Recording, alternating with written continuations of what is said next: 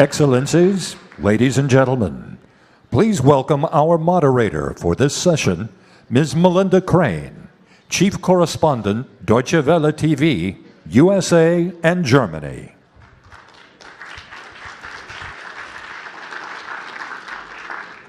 Good afternoon, Excellencies, ladies and gentlemen. I am Melinda Crane, and I'd like to welcome you very warmly to this plenary session on transforming the world's mobility, galvanizing action and investments. It is my great honor to accompany you as moderator. This is the first plenary, the first session at the summit that is devoted to a particular sector's role in combating climate change, and that's for very good reason.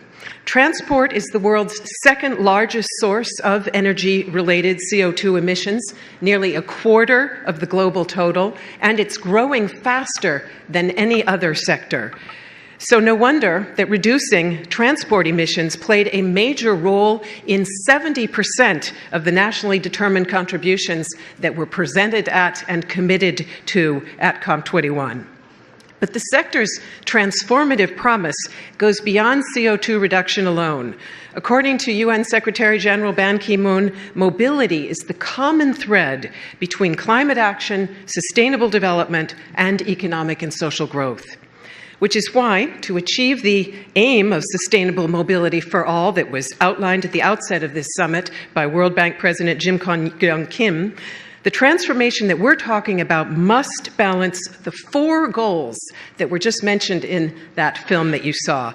Not just emissions reduction, but also accessibility and safety for users, as well as economic efficiency. That's a tall order for policymakers, for planners, for operators, and manufacturers. The sector is aware of its responsibility, and as you saw in the film, a wide array of innovative initiatives and products are already in the works. But the overall picture is still fragmented, and it will take more to get where we need to go. How do we galvanize systemic change? How do we scale up promising solutions and leverage sufficient investment? That's what we want to talk about today with an eminent panel of leaders working to transform transport at the international, regional, national, and local levels. May I ask our panelists to please join us here on this stage. Please, a warm round of applause, if you would, for our panel.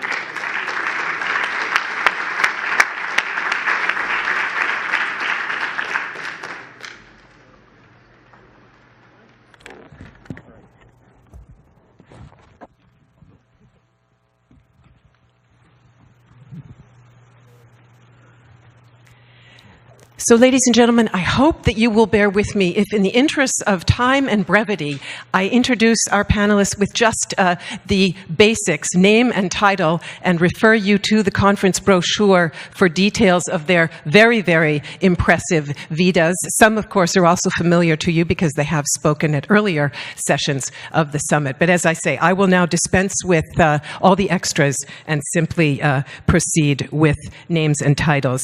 And, of course, seated next to me, familiar, I think, to us all after this morning, Her Excellency Hakima El Haite is the COP22 host, representing the COP22 host here today. She is Minister in charge of the Environment for the Kingdom of Morocco. Very warm welcome to you, Madame la Ministre. Next to her is Her Excellency Sharon Dijksma, is Minister for the Environment of the Netherlands, which currently holds the presidency of the European Union. Great that you can be with us, Minister Dijksma. And next up, it's a great pleasure to welcome the Honorable Denis Coderre. He is Mayor of Montreal, Canada, and he is also President of the Worldwide Association of Major Cities Metropolis. Merci. And on behalf of the private sector, Jean-Dominique Sénard. He is CEO of Michelin, which was this year's winner of the Dow Jones Gold Class Sustainability Award. Welcome, Monsieur Sénard. And finally, representing the World Bank on the panel is Laura Tuck. She is Vice President for Sustainable Development and responsible for the global practice. Welcome to you. So let me begin where the film left off, with the question of the need for vision. And of course, we heard a good deal about your vision, Minister Haite, this morning, but I'd like to ask you to tell us quite specifically what would be your vision for the transport sector, for how we need to transform our mobility. Merci, Madame, Excellence, Mesdames et Messieurs. Moi, je voudrais rappeler ce que disait Mandela. Il disait qu'un monde avec une vision est nécessaire, mais une vision sans un plan d'action et un business plan est une utopie. Et donc, oui, il faut avoir une vision. Et je remercie les initiateurs de cette conférence sur le transport, parce qu'on a vécu pendant 2 années maintenant et on a vu de nombreuses initiatives sur le transport naître et évoluer et s'organiser. Mais comme vous l'avez dit dans le reportage, elles restent fragmentées. Maintenant, le mot d'ordre au niveau mondial, et ça nous le savons, c'est d'aller vers un transport durable et sobre en carbone. Mais quand on examine le secteur du transport, je pourrais dire qu'il est lui-même segmenté en plusieurs sous-secteurs. Et chacun de sous-secteurs a une spécificité. On ne va pas traiter de la même manière le transport public, le transport privé, le transport maritime, le transport aérien, le transport routier. Je pense qu'il est extrêmement important de segmenter le secteur et de remonter au niveau des chaînes de valeur de chacun de ces sous-secteurs et de mettre ensemble les parties, les États, qui, eux, régulent et mettent des lois, le privé, parce que ça ne peut marcher que dans le cadre d'un partenariat public-privé innovant, et aussi les institutions financières. Et c'est pour ça que je me réjouis que la Banque mondiale est impliquée dans cette initiative, parce que les institutions financières, en réservant leurs flux financiers vers des technologies et un transport durable et sobre en carbone, peuvent orienter les choix qui vont être faits au niveau des villes. Donc je pense que aller vers un transport durable, on n'a pas le choix. Avoir cette vision de s'inscrire dans un transport sobre en carbone, c'est le choix que nous avons fait à l'issue de l'accord de Paris. Le mettre en œuvre, il est déjà en cours et nous avons plusieurs initiatives. Il y a 15 initiatives qui ont été inscrites sur l'outil Nazca et qui sont de très belles initiatives. Maintenant, faut-il encore les partager, les communiquer. Il faut qu'il y ait un leadership politique pour faire en sorte que le transport migre du transport qui utilise de l'énergie fossile à un transport durable et vert. Et il faudrait aussi que les institutions financières suivent. Le dernier point, c'est le privé. Le privé doit innover et doit nous surprendre avec un mode de transport qu'on n'imagine pas aujourd'hui et qui pourrait être le futur de demain. Merci. And I'm sorry, dear audience, that I forgot to warn you that some panelists will be speaking in French, but I think everybody who needs a headset probably now has one. So excuse me for not giving you a hint there. No, it's perfect. It's perfect. They got their headsets on very quickly. I'd want to return a bit later to the question of partnership and collaboration, but may I just ask you to say a brief word on another subject, and it's also in regard to vision, and particularly vision as regards a COP22 that is there for all. You emphasized this morning and on other occasions that this COP22 needs to be about the needs of the poorest, the needs for truly socially sustainable development. I'd like to talk about the car. Many developing countries talk about wanting to move away from dependence on the automobile, but the fact is fossil fuels heavily subsidized in many countries, auto manufacturing as well. What can you do at COP22 to change that? We did already. Le Maroc est peut-être parmi les pays, les premiers pays qui a levé la subvention sur les énergies fossiles et qui a assis une cohérence au niveau des politiques publiques en développant les énergies renouvelables d'un côté et en levant la subvention sur les énergies fossiles de l'autre et en libéralisant le prix de l'énergie fossile. Aujourd'hui, je pense qu'il ne s'agit pas que des pays en développement qui subventionnent les énergies fossiles. Il y a 600 milliards de dollars qui sont injectés pour subventionner les énergies fossiles. C'est de cette cohérence que je parlais ce matin. Parce que si demain nous voulons créer le prix carbone, il ne faut pas non plus continuer à subventionner d'un côté les énergies fossiles et à poser de l'autre côté un prix carbone. Et donc je pense que le Maroc appelle à ce qu'il y ait cette cohérence au niveau des politiques mondiales pour pouvoir réellement aller vers cet objectif de sobriété en carbone que l'on recherche et cet objectif de neutralité des émissions. Donc moi je dirais, et mon appel serait, réfléchissons comment réorienter l'argent qui est injecté dans les énergies fossiles vers les projets de développement et vers le développement de business et vers le développement de chantiers durables et sobres en carbone. Thank you very much. Minister Dijksma, I'd also like to ask you about potential trade-offs between those four goals that were mentioned in the film and that we also discussed this morning, namely among them, of course, is also efficiency, economic sustainability, as well as environmental and social. You have said, your country has said, that it wants its presidency of the EU to be about jobs and growth. Given that, in the face of the fact that we do not have a level playing field, can Europe really afford to be a first mover on decarbonization? I think we can, and I think, in fact, we are. It is really important that we organize the level playing field, and we have, if it comes to transport, a first big opportunity to do so in aviation.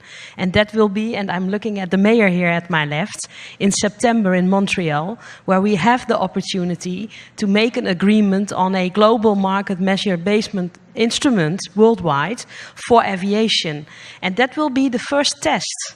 The first test after Paris, if we really mean what we have been saying there.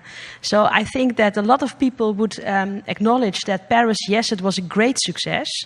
And we would also all acknowledge that the transport sector was being left out of the discussion at that moment a little bit. But we need to give it a little bit love and attention, I would say, because we need a clear vision. In order to make big steps on lower the emissions and come to zero emissions in the second half of this century at the end.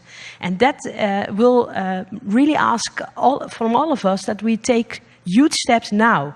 If you look at the transport sector, for instance, the public transport sector and investment, it takes like 10 years to change buses again. So we do not have so much time anymore to be on a zero emission position. And therefore Europe will take the lead, as we did also with the Coalition for High Ambition in Paris. We have bold actions already coming up, and I see Ségolène here, and she's really driving us all to be as active and aggressive on this as possible. But we need a level playing field, and it is possible, for instance, within ICAO in September for aviation. And this morning I was with Hakima together talking to the Secretary General of the UN on mobility, and also with Laura here on mobility for all. And there we also asked him for political leadership and support on the issue of ICAO, because we really would need that. And I think that we need a vision. I would applaud the private sector for all the initiatives that they are taking already, but at the same time we see that there is not a mutual roadmap, a comprehensive approach worldwide on how we are going to achieve the big target of lowering emissions at 2050 at the latest. elements of a vision, Mayor Coder, at local level? I know part of your vision of a smarter, greener Montreal includes a quite astonishing project to turn an urban expressway into an urban boulevard that involves pedestrian lanes, new cycling lanes, and also faced quite a bit of controversy when it was getting underway. What does it take to put a vision like that into place, to really translate it into action? What would you say to your fellow Metropolis members if they were wanting to do the same thing? Ben, c'est pas compliqué, ça prend de la volonté. When there's a will, there's a way. À Montréal, on parle en anglais pas en français, là, fait que, imaginez. À un moment donné, il faut arrêter de parler puis il faut le faire. Et c'est pas une question juste du Maroc, juste de l'Europe, juste des États-Unis ou de l'Amérique. C'est l'affaire de tous. Et si on veut que les choses se réalisent, il faut être très concret. Moi, je pense qu'on devrait même mettre de l'avant. Il y a eu un plan Marshall après la Deuxième Guerre mondiale. On devrait avoir un plan Marshall de la mobilité durable partout sur la planète. Et ça veut dire qu'on ne bâtit plus des routes en disant, bon, combien de voitures qui vont passer là? On bâtit des routes, on bâtit des boulevards urbains, on réorganise une ville, on fait à partir d'un réaménagement urbain qui crée un milieu de vie. Et à l'intérieur de ça, vous avez un cocktail de transport. Donc, pourquoi qu'on a changé ça en boulevard urbain? Parce qu'on vient aussi d'investir 5,5 milliards de dollars pour avoir un système léger sur rail, autonome et électrique, qui se rajoute avec notre métro. C'est 67 kilomètres, 24 stations, la troisième en importance dans le monde, qui va redéfinir ce que j'appelle ce cocktail des transports, le public transit. En même temps, on a de plus en plus des pistes cyclables.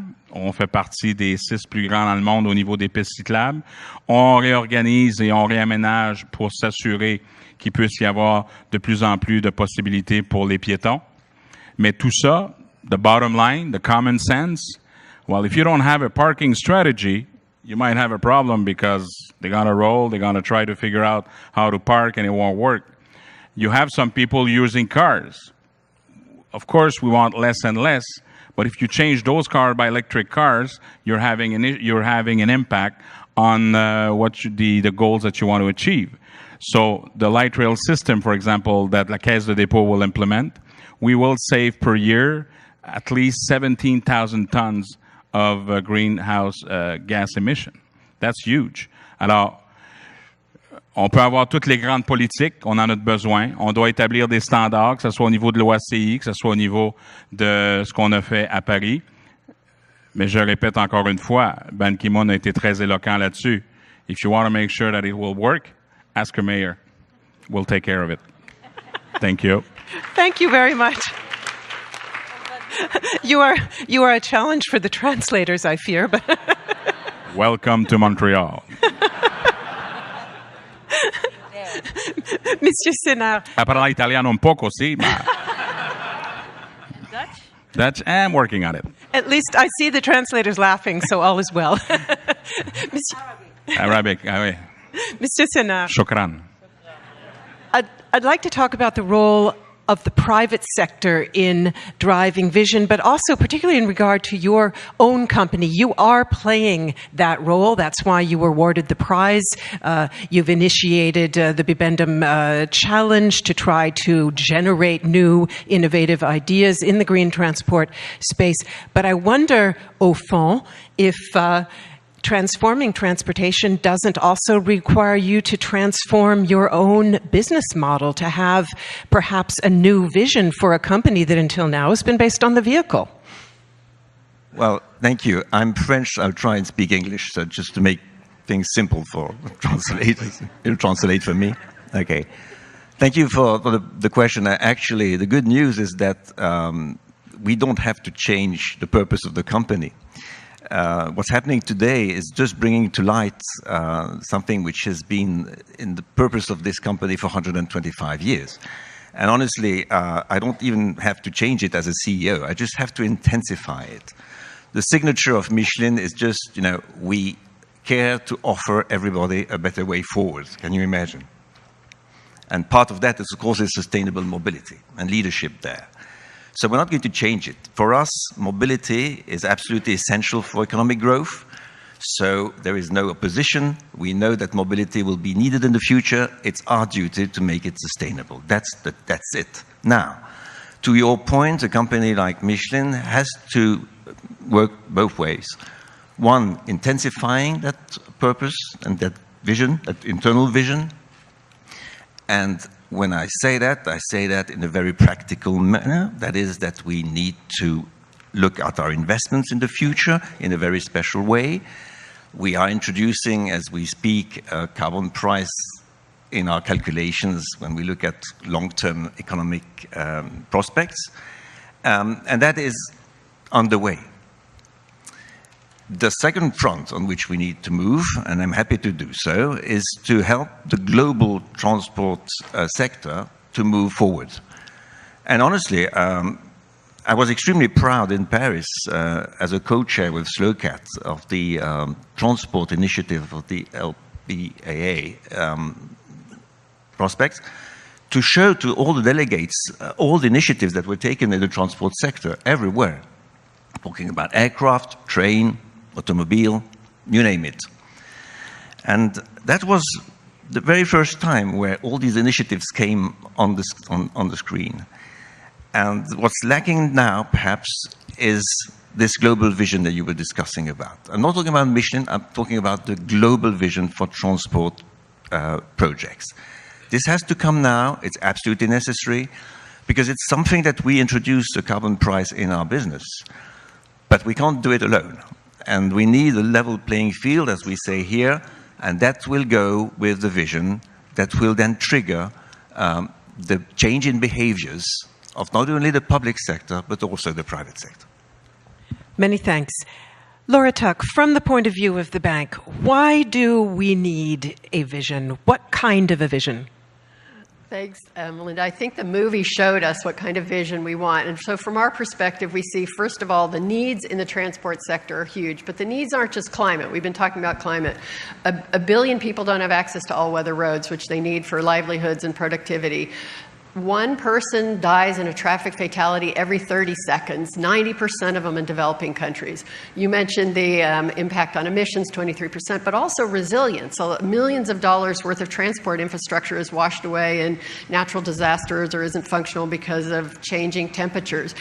So the needs are big, and the needs are growing. 2.3 billion more people over the next 25 years, 3 billion more people in the middle class with aspirations for more cars, doubling of vehicles on the planet.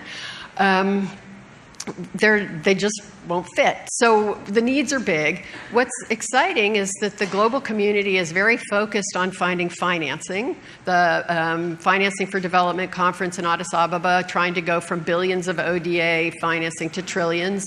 We have the G20 with the communique in February, very much focused on infrastructure financing. We have the new Asia Infrastructure Bank, the new Development Bank, coming up with money for infrastructure. Al Gore was talking at lunch today about governments investing in infrastructure. But we have to do it differently, as we've been talking all day. We have to take this opportunity to make sure it isn't business as usual, or those cars aren't going to fit on the planet, as you're just talking. No parking, the fastest growing emissions. So lots of buzz coming out of Paris on all these things we've been talking about: autonomous cars, electric cars, shared transport, drones, et cetera. And lots of initiatives. So we talked about coming out of the Lima Paris Action Agenda, 18 initiatives, 260 companies making contributions.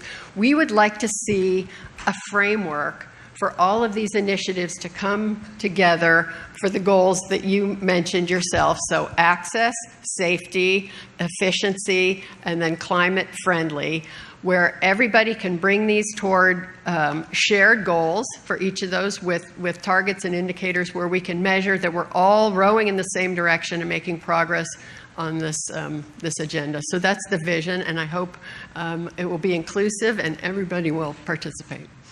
Let me come back to a second aspect of what's needed that was mentioned both in the film and also in the title of this plenary, namely the need to galvanize action on a wide scale. Somebody, I think it was Minister Dijksma, mentioned the fact that Transport is a sector where there are projects planned long in advance, enormous amounts of capital, enormous lead times. So, clearly, a huge tanker that we've got to try to turn around, requiring strong, bold action now.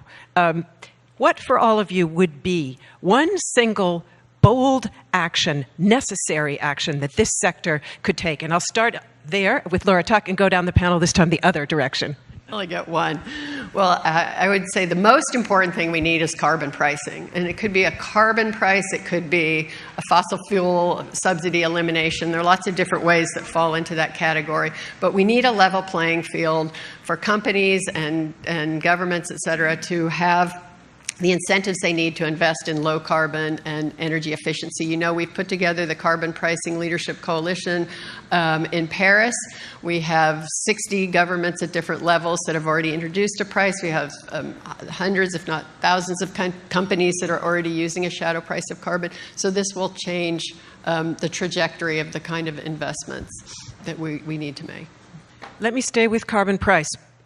Briefly, and then we can come back to other actions you might wish to propose. But I'm curious, you say you've introduced it, Monsieur Senard, within your company. Does not possibly create discrepancies or even competitive disadvantages if others aren't doing it? Well, yeah, absolutely right. I mean, the point is that when we speak of carbon pricing within the company, we make all the calculations correct. But then at some point, we have to make a decision given the global environment. So we will make sure that we will take into account the future, because when we invest now, we invest for the next 40 years. And we know that something has to be done today if we want to be on time by 2050. And we know, all of us, that it's going to be incredibly difficult. So we need to make courageous decisions. But I'm urging everybody to follow, because if not, I'm going to find myself in a very special situation there, and I cannot, stand it too long. So I will be very, very vocal about it, because I mean it. And when it comes to your point, I mean, you're absolutely right. It's one of the major avenues today, and the bold action. There are maybe one or two others. I can just quote them. One is easy for you, Mr. Mayor. It's because I think the cities have a major role to play today. When it comes to mobility, we all understand that in the coming 20 years, the issue will be mobility in towns. It's true in Europe, in North America, in Asia, and in Africa for the coming years, because obviously the growth in Africa is going to come from towns. So there's an urgent matter considering the global mobility and intermodality of mobility in towns. And the last one, perhaps, it's energy, because you can always talk about electric vehicles. You can talk about hydrogen vehicles, and we're fond of that. We're working on that in Michelin. But if you don't have the green energy behind, you can always talk about it, but you haven't done much. Okay, let me come to the mayor, and I'm hoping you're going to pick up on both of those points. Oh, I will. I know that Trust Montreal has big plans for intelligent transport systems, among other things, about to host the global summit. What we need to do here is we need to change the culture of governance. We need to cut to the crap. Say, listen, when there's a will, there's a way, show it.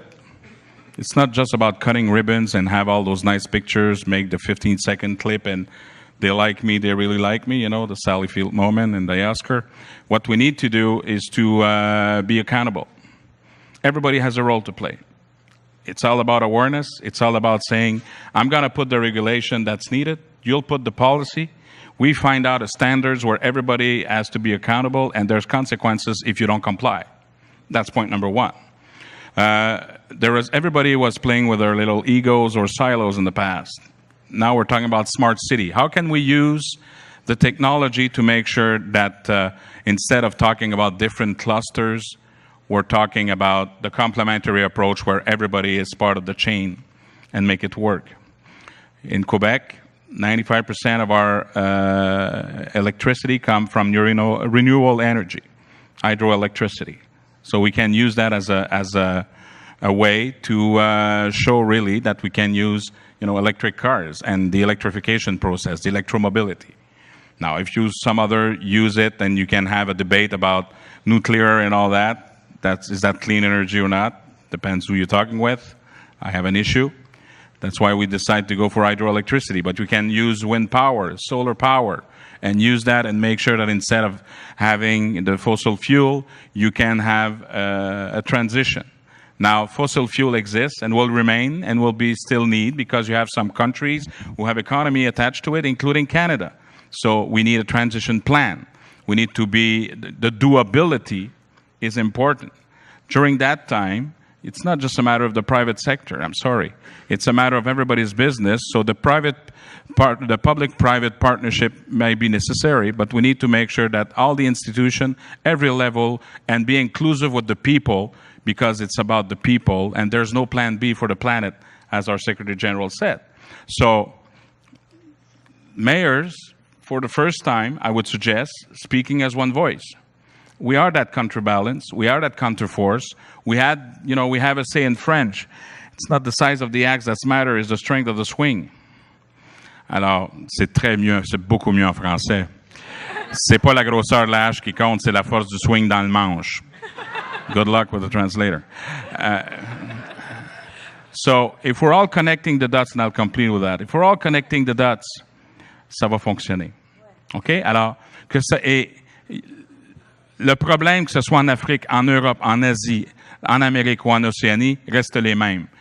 Vous allez avoir de plus en plus une réalité à faire face et 43% des émissions viennent des transports. Donc, si on ne parle pas de mobilité durable et que tout le monde n'est pas mis à profit, on pourra avoir toutes les belles idées du monde, mais ça ne fonctionnera pas. Alors, on doit être tous en mode solution. Let's get down to work. You've given me a whole list of actions rather than just one bold one, but we'll let it stand at that. Mr. Sinha, you wanted to comment. Just a small remark on what you said, Mr. Mayor. We must be absolutely sure and certain in the coming years and very short term that all these initiatives we're talking about include the opinions of public sector and private sector. Now, this issue is absolutely major. My fear today is that it becomes sort of, special reading there where the public sector will sort of start thinking about initiatives, regulations, prices and all that. And the private sector would say, come on, I mean, we've been doing that for years. We've got a huge program going on, etc.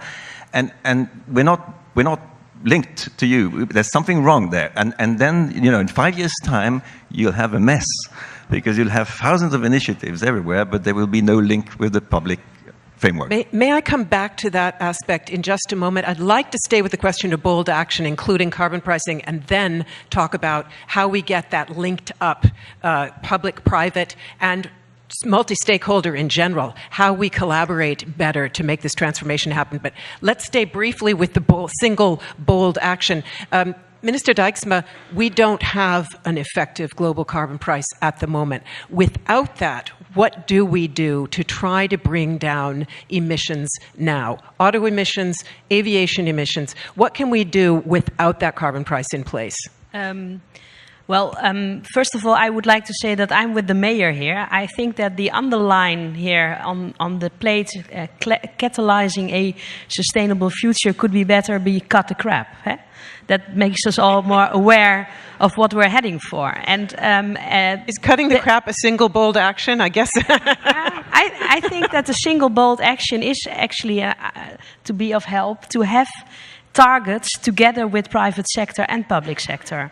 For instance, on lowering emissions, for instance, on getting a price on carbon. And that's exactly what we are doing right now. We have a price on carbon in Europe, but it's simply too low. We know that some of those energy giants have a secret price for carbon of maybe €40. And we have 4 at the moment, and a lot of exemptions. So what we need to do in Europe is to get a better system. And what the Chinese have to do, the US and the Canada and some other parts of the world, is getting a system, and then we have to link it. So that is, I think, a clear overview what should be done. In the meantime, we heavily subsidize renewable energy. That is what we actually at this moment are doing. So we are offering billions and billions of euros or US dollars to invest that in windmill, in solar energy, in order to keep the price as low as possible. And when we would have a carbon price, we would immediately raise the opportunity for the renewable energy to be much cheaper than it is at the moment, because we are not taking into account real costs of coal. They're just simply for society, actually for future generations. So what we do in the Netherlands, and then I would conclude, we had to be short, I heard, is that we have targets with the private sector, for instance, on transport, public transport.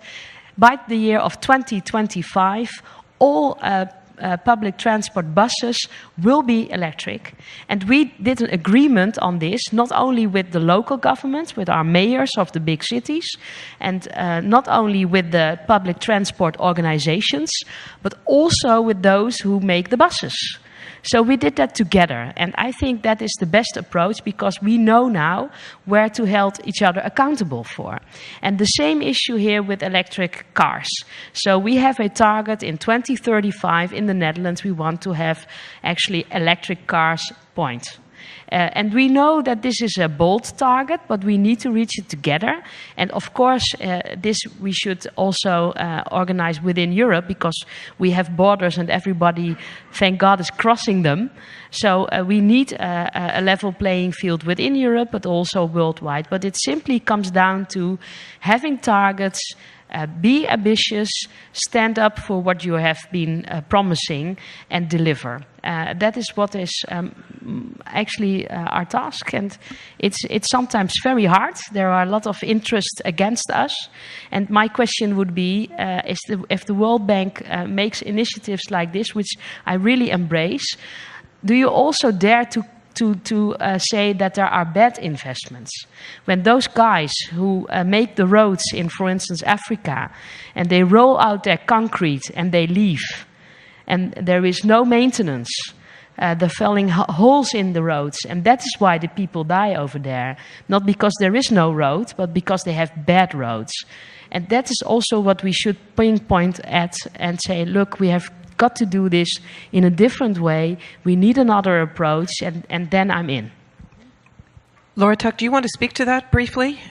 Well, I think that's a great question, and that's exactly why I was trying to say we have the 4 goals within this framework, if you will, because they're all important. It's important to have access. We don't want to leave people who can't get to hospitals or schools or, be competitive, but we don't want to hurt the environment or have emissions, et cetera, et cetera. So we need to balance these, and we need to do the access while meeting our climate objectives and our environmental. So we put it all into one framework with 4 goals, precisely to answer that question. Thanks very much. Minister El Haite, we of course have targets that will come into place when the NDCs become operable in 2020. What can we do now in terms of bold action, including action for which actors can be held accountable? Permettez-moi, je vais réagir sur ce qui a été dit avant de répondre. Moi, j'aimerais ramener l'audience sur 2 dimensions. La dimension réelle, celle de la gestion des villes, celle de la gestion du transport, et c'est celle dont a parlé Monsieur le maire et Madame la ministre. Quand vous avez un parc de transport dans une ville, soit que vous l'avez fait, sa durée de vie en moyenne, elle est de 20 ans. Et le coût de son renouvellement est souvent très élevé, et l'offre technologique au niveau des bus électriques, et je vous parlerai de ce qu'on est en train de faire pour Marrakech pour vous recevoir à la COP, l'offre n'est pas excessive, c'est-à-dire que quand vous cherchez les fournisseurs, ils sont comptés sur le nombre des doigts. Donc il faut, je pense, quand vous voulez une ville, vous voulez la rendre green avec les couloirs de circulation à 2 roues, avec tout ce qui est protection du citoyen, ça vous coûte de l'argent. Donc je pense qu'il est extrêmement important qu'on s'inscrit dans la réalité de ce qui se passe au niveau de nos villes. Ça, c'est le premier point. Le second point, oui, on a besoin d'investissement. On a besoin d'argent, et je suis pour un prix du carbone. Maintenant, c'est au niveau de l'approche de ce prix où j'ai un avis qui est différent. Je pense qu'on ne pourrait réussir à mettre en place un prix mondial de carbone et à interconnecter les pays qui ont déjà un prix carbone, 40 pays disposent déjà d'un prix carbone, à les interconnecter en homogénéisant le prix, que si nous avons une approche holistique de la gestion de ce coût du carbone, de la réorientation des flux financiers de ce carbone, et que si nous avons une réponse pour les mécontents. Parce que, mesdames et messieurs, tout le monde n'est pas pour un prix carbone. Si nous défendons cette thèse, il y a d'autres pays qui sont pas d'accord. Aujourd'hui, nous devons faire en sorte de nous asseoir avec ces pays et avec ces partis, de discuter avec eux, de voir le manque à gagner qu'ils ont et de faire en sorte que le prix carbone va servir de répondre à l'objectif qu'on s'est fixé, d'aller dans un développement durable, mais aussi d'apporter une réponse aux pays qui résistent à la mise en œuvre d'un prix carbone. Et c'est pour ça que je vous invite à venir tous discuter de cette approche holistique au Maroc le 15 et le 16 juillet. Et nous avons appelé ce forum 360 degrés C Forum Carbone. C'est-à-dire qu'on veut le voir d'une manière holistique et dans son intégralité, en voyant comment on peut aider à mettre en œuvre réellement l'accord de Paris. Maintenant, je réponds à votre question. Ou j'ai plus le temps? You may still take 1.5 minutes to respond to the question, which was bold action now. We heard again and again this morning calls of urgency, the reminder the NDCs don't kick in till 2020. They do include targets. Theoretically, they allow for holding countries accountable once they're in place, but they're not there yet. What do we do in the meantime? Bold action. Moi, je pense que ce que je salue dans cette initiative, c'est qu'on est en train de mettre en place un cadre. Il y a déjà des initiatives existantes, mais le problème, c'est qu'il n'y a pas de lien entre ces initiatives et les NDCs. Il n'y a pas de reporting entre ces initiatives et le système de reporting mondial. On ne sait pas que font tous les porteurs d'initiatives. Aujourd'hui, il y a d'abord une reconnaissance de ces initiatives. Et c'est extrêmement important. Il faudrait qu'on les applaudisse et qu'on les remercie. Mais nous avons besoin de, ensemble, vérifier qu'elles sont bien dans l'objectif de Paris, que les initiatives sont mises en œuvre et vont ensemble vers l'objectif de diminuer les émissions à effet de serre, qu'elles sont déjà intégrées dans les indices de pays, ou alors il faut les comptabiliser. Et donc il faut asseoir un système de gouvernance de ces initiatives qui nous permet et qui permet aux institutions des Nations Unies, aux porteurs des initiatives et aux États de savoir qu'on est effectivement en train d'avancer. Aujourd'hui, personne ici n'est capable de me dire, avec les initiatives que vous avez montées, combien de gaz à effet de serre vous avez diminué et quel était l'impact de vos initiatives sur les objectifs de développement durable. Et c'est à ça qu'on devrait arriver. Thank you very much. And many of us were yesterday. Just one moment. Perhaps you can integrate this thought into your next remark. Many of us spent yesterday rolling up our sleeves at a transport work day where we heard about a number of those initiatives that were basically came to life under the roof of the Lima Paris Action Agenda. Very exciting initiatives out there, but definitely synergies that aren't being tapped and gaps that aren't being filled. And it became very clear that there is a strong need for more integration. So my last round of questions with the request for very brief answers would be about stakeholder cooperation, integration. What do we need to do and what good examples have you seen? Please get us started. Oui, rapidement, je pense qu'on a une chose qu'on a oublié de parler, c'est que le transport, c'est économique. Et on va sauver non seulement beaucoup en termes de gaz d'émissions d'effet de serre, mais également sur le plan économique si on règle les questions de congestion. Et c'est là qu'on fait un lien entre le secteur privé et le secteur public, c'est-à-dire que c'est une question aussi économique. Mais je pense qu'on a besoin de faire, c'est de s'assurer qu'au lieu de travailler en silo, que tous et toutes travaillent en synergie, comme vous l'avez dit, qu'on crée des environnements pour qu'on puisse faciliter la chose. Chacun a un rôle à jouer sur le plan décisionnel et il faut qu'il y ait une communion d'esprit.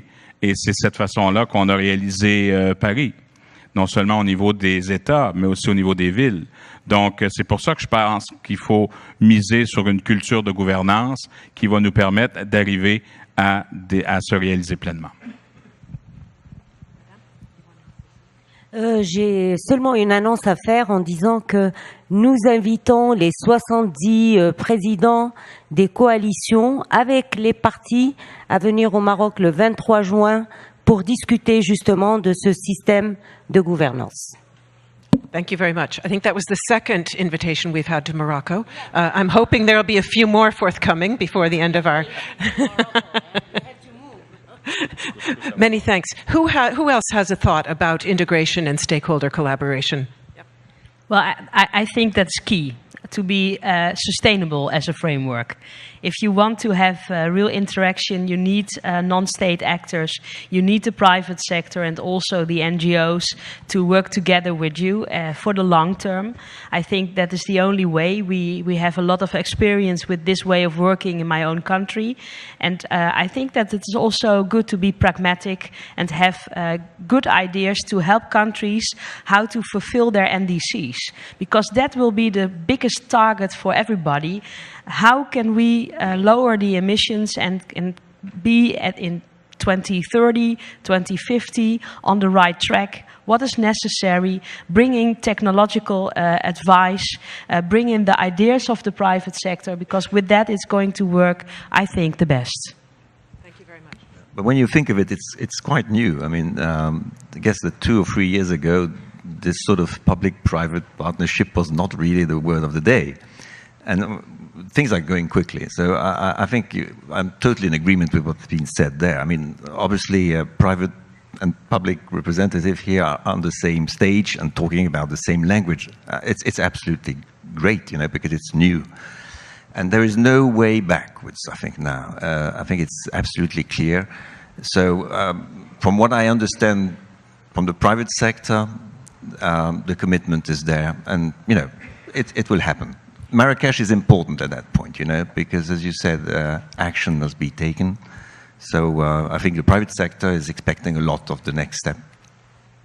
So you asked for a good example, and I mentioned earlier the Carbon Price Leadership Coalition, co-chaired by Ségolène Royal. We met at the spring meetings at the World Bank a few weeks ago, and we had national governments, state governments, provincial governments, city governments, private sector from all different aspects coming together with a single objective to move forward on how we can introduce price of carbon. And it was such a nice coalition, and that's why in this framework vision that we have on sustainable mobility for all, it's not just public-private, but it's NGOs, states, cities, governments, et cetera, and to bring everybody and the different roles they can play, the different pieces they can contribute into one framework with the same goals, I think will help move us forward. If I may just one point to rebound on what you said, it is very important that in this partnership we're talking about, everybody plays its role. That means that the public sector must help creating the framework, long-term plan, and all what goes with it. The private sector must be free to move in that framework. So I'm recommending not too many regulations. You know, you would be surprised, but if I said otherwise. But honestly, I think there is a road there. If you want this public-private partnership to work, you need to make sure that everybody plays its role without sort of entering the other person's role. I mean, it's key for the future. The classic complaint of the private sector, of course, is that governments then sometimes embark on picking winners, trying to specify which technologies, which products should be generated. Do you see a risk of that? Not really, actually, because what I see is a tremendous progress from governments globally, and not only the French one, by the way, but all others, to listen to the industry when it comes to technology. And I've seen some strong evolution there, because we know now, and we speak, and the governments speak loud about there will be a mix of technology in the future. And that's okay. And nobody really knows today who's going to really win. But that's okay. Let the private sector move, make sure that it's in the global framework, but then the technologies will be there and new technologies will arrive. let the private sector find them and invest in them, and that's it. What we need to do is to put up some accountability framework. Of course, we need flexibility, we need transparency, we need open data. So, we're talking a lot about smart city. Smart city means that you need also smart regulation. So we need standards to work with, but you need to make sure that it's clear and transparent. And when everybody see and it's open, I think that with a good accountability process, check and balance, I think we won't have any problem there. But what we need to do at the same time, there's a word that we've been using, it's innovation, the R&D. So we need also, it's not just a private or public sector. We need to use also universities and institutions where we can all grow together and see how we manage it and follow it. So the benchmark attached to it. If you can't measure it, you can't control it, but we need some measurement to make sure that, we all have good faith, but there's nothing like a good facts and a good, process where we can see how things go. So then we say, where's the truth? Je voudrais juste réagir à la crainte de Monsieur le Président de Michelin et dire que l'objectif n'est pas de s'approprier ni de contrôler le secteur privé. L'objectif, c'est de construire les ponts entre l'État, entre les législateurs, les régulateurs et le secteur privé. Et c'est le meilleur moyen de protéger les investissements du secteur privé.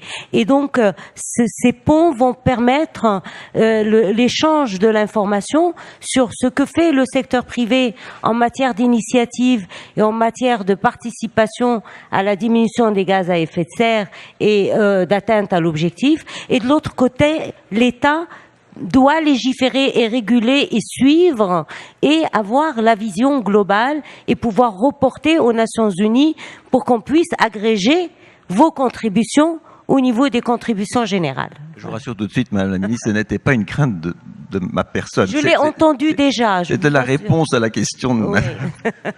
C'est pas la mienne. One last brief question to you, Minister Dijksma. I have my eye on the clock here, but we've been told several times that we need very clear, definite signals from policymakers about where we're going. Certainly neutral in terms of technology, yes, but not neutral in terms of transport modes if we want to triangulate those four goals. Don't we definitely need a strong, positive statement and investment in public transport? Absolutely, yes, I would say so. I think investing in public transport is one of the smartest things you can do. But don't underestimate also the bicycle. In the Netherlands, yeah. We have a good tradition in our country. And I think that is by far ecologically seen the best option next to walking, of course. But there are lots of modes of getting clean transport and giving those signals. And I'm not afraid of the cooperation between public and private sector, because we have seen and shown in my country that it is really very good that we can do it, and that it brings us much farther than we would have been when we were walking the path alone. So therefore, I'm the optimistic one here, I suppose. And it can be done. Well, the good thing with bicycles is that you still need tires, so it's okay. Okay for me. Exactly. But then we have to discuss palm oil. Discuss that. As a very passionate cyclist, I would love to end it on that note, but I just want to give Madame El Hayit one last opportunity, but one or two sentences only, please. We talked about collaboration, cooperation. What would you like from the people in this room? What would you like to see from them going forward as the president of COP22? Eh ben, je voudrais qu'ils viennent avec leurs initiatives, leurs innovations à Marrakech. Je voudrais qu'ils viennent. C'est un hub que nous préparons pour vous au niveau de la ville Ocre, un hub de rencontre entre tous les pays. Donc venez, parce qu'il y a des pays demandeurs, vous portez des innovations, venez les partager avec nous. partager avec les pays qui en ont le plus besoin. On aura un hub de la finance au niveau du village de la COP et nous pourrons faire rencontrer l'offre, la demande et les institutions financières. Je voudrais vous dire aussi qu'il y a un autre mode de mobilité chez nous. Je ne vais pas vous le traduire, vous allez le connaître si vous venez à Marrakech, c'est les Kouchis. Rappelez-vous ça. Very good. We will all go to Marrakesh and ride a Kuchi. And I was asked to remind you one more time, 360-degree Carbon Forum, 15th, 16th July.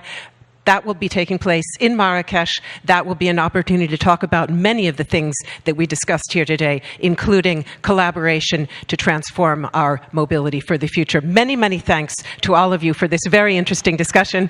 Thanks to all of you for your attention.